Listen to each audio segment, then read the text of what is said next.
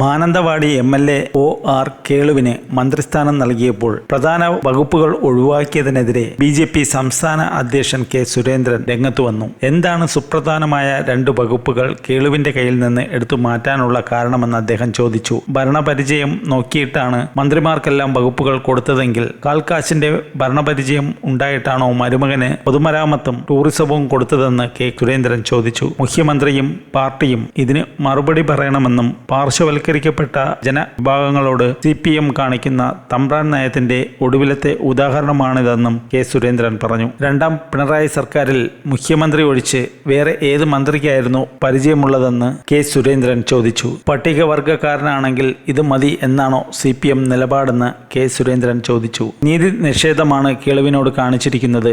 അടിസ്ഥാന ജനവിഭാഗങ്ങളോടുള്ള CPMന്റെ നയ സമീപനത്തിന്റെ പ്രത്യക്ഷ ഉദാഹരണമാണിതെന്നും കെ. സുരേന്ദ്രൻ ചൂണ്ടിക്കാട്ടി.